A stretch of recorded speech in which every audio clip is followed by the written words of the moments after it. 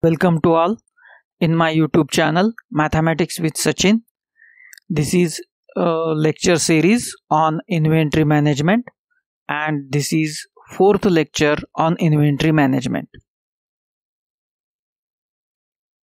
In this lecture we discuss model 1B, that is the economic lot size model with different rate of demand in different cycles without shortages. Model 1B, the economic lot size model with different rate of demand in different cycles without shortages. Question: derive an economic lot size model with a different rate of demand in different cycles. This question can also be written in this format also. In this model, total demand capital D is prescribed over a period T instead of demand rate being constant for each production cycle. That is, rate of demand is different in a different production cycle. Other assumptions are as follows: lead time is 0, production rate is infinite, shortages are not allowed, holding cost is rupees C1 per quantity per unit time, and setup cost is rupees C3 per cycle. With this assumption, we have to find out an economical lot size formula for this model. We start with the solution.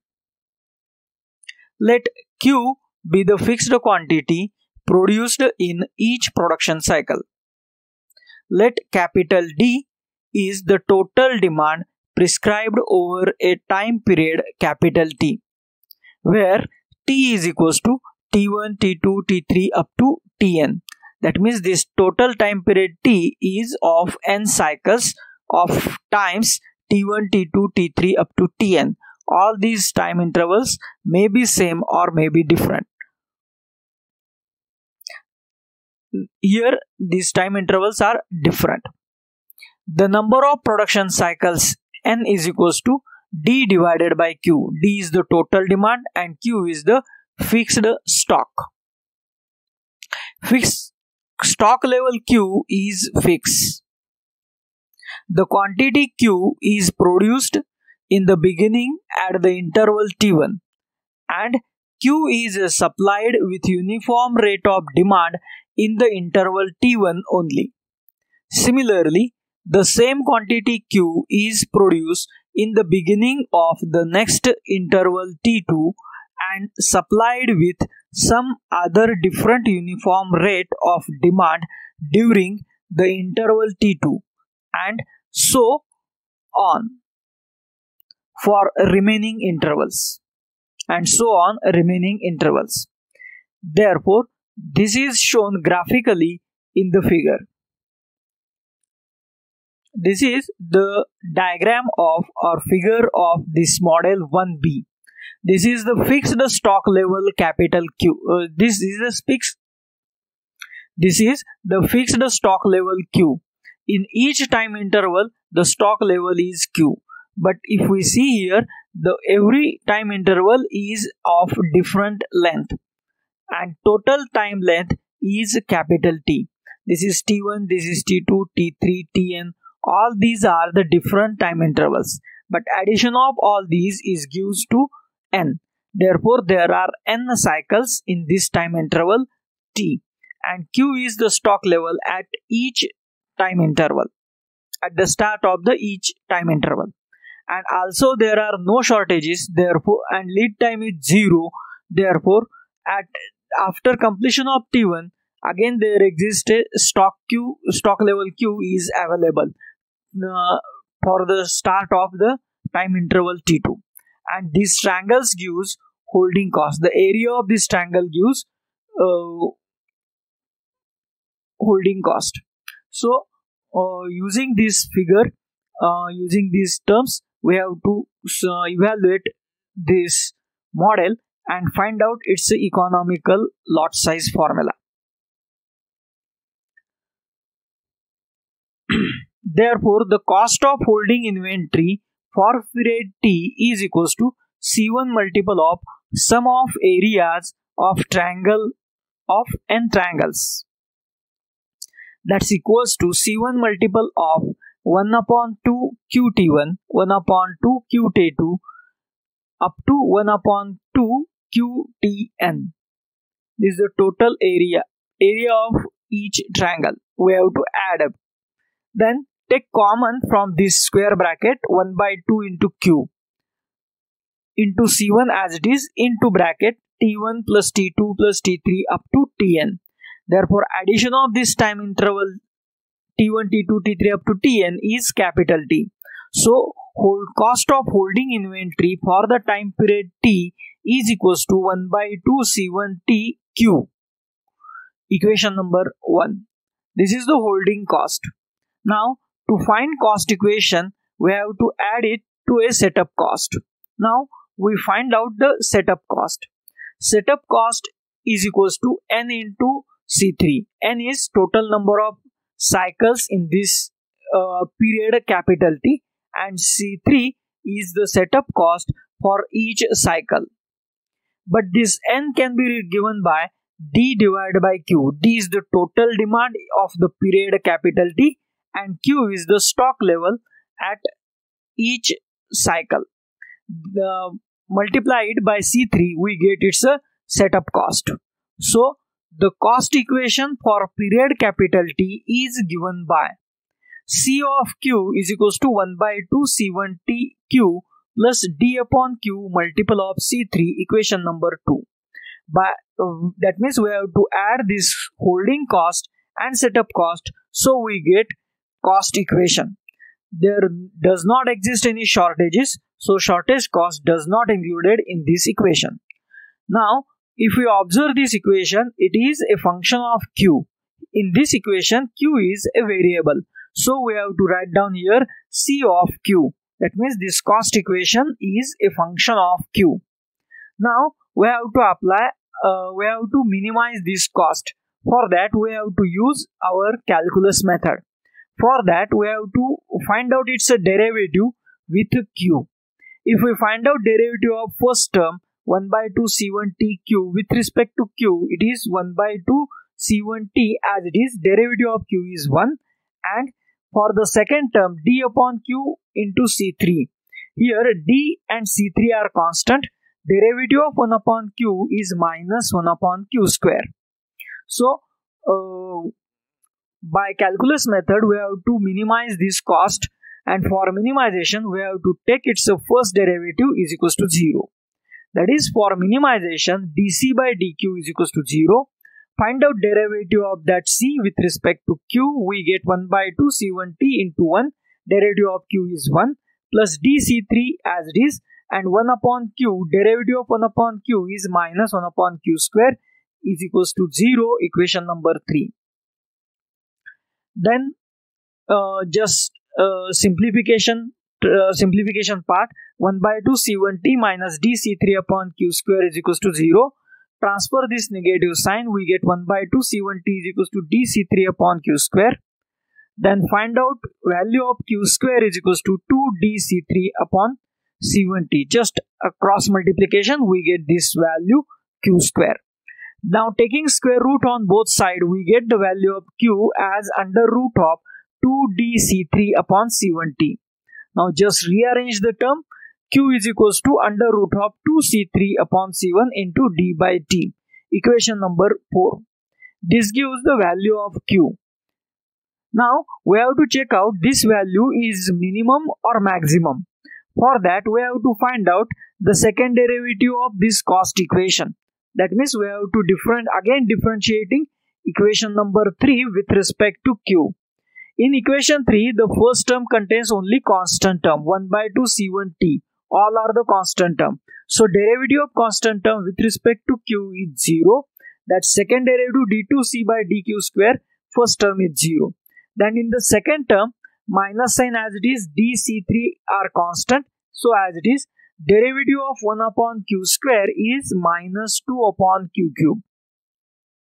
Now just simplify it. minus minus becomes plus. So second derivative d2c by dq square is equals to 2dc3 upon q. Now here d is the demand in the period capital T. C3 is the setup cost and q is the quantity. So all these terms d, c3 and q all are positive. So this value of this second derivative must be greater than or is equals to 0. So if second derivative is positive, obviously this value of q is minimum value, that is optimum value. So optimum lot size is given by q star is equals to under root of 2c3 upon c1 into d by t. That is the optimum lot size formula.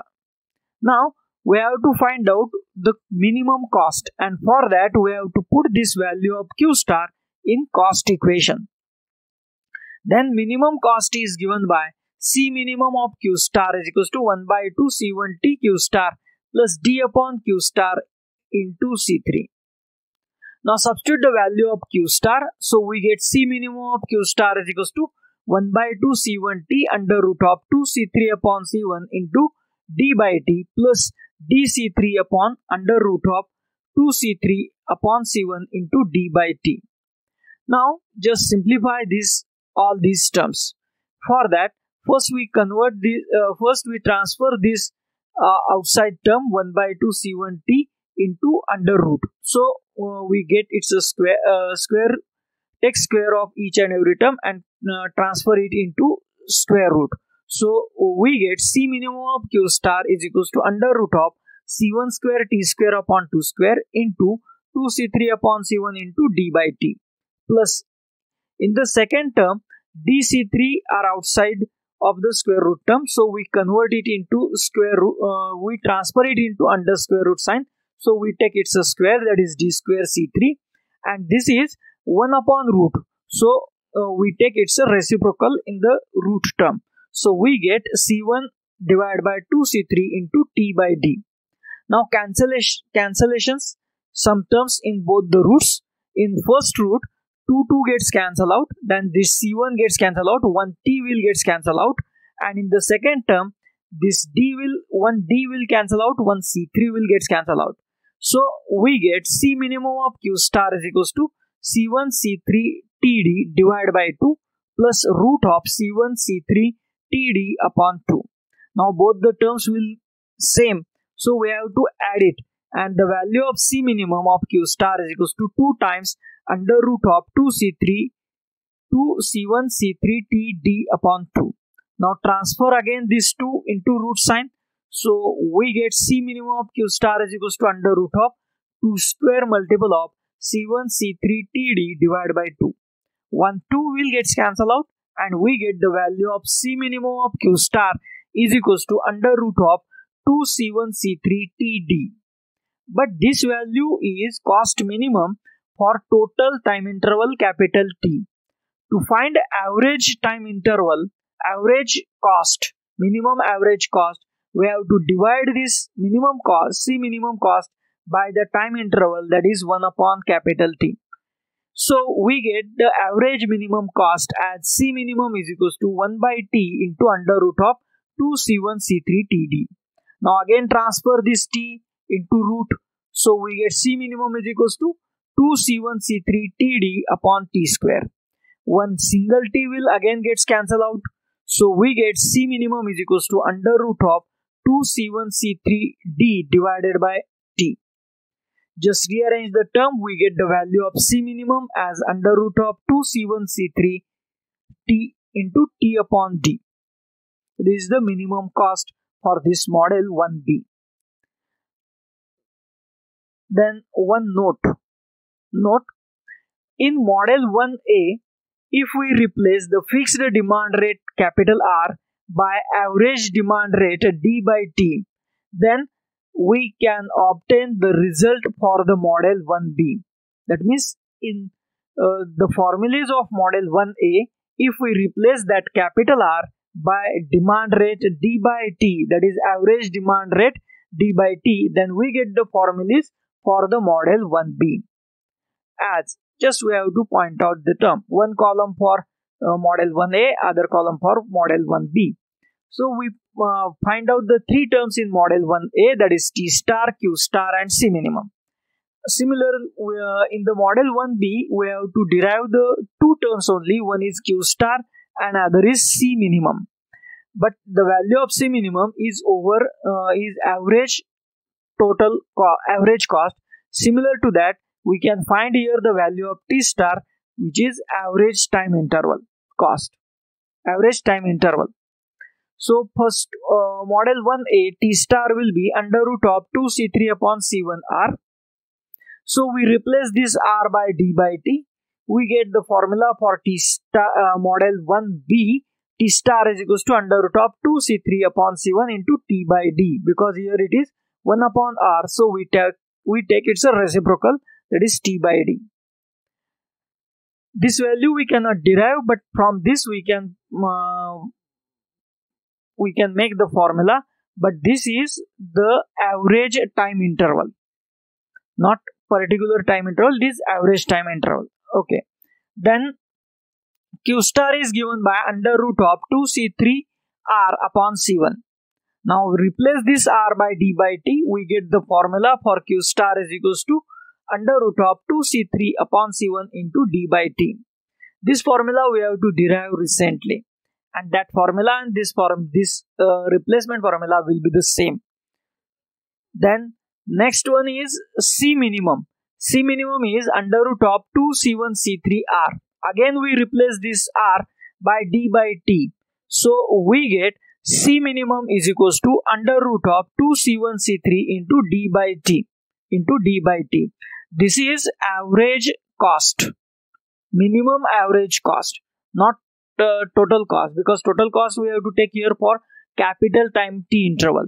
And to find average cost, we have to divide it by capital T. So we get the average minimum cost as 2C1C3 into D by T is the formula, and is the relation between model 1A and model 1B. These are the reference books.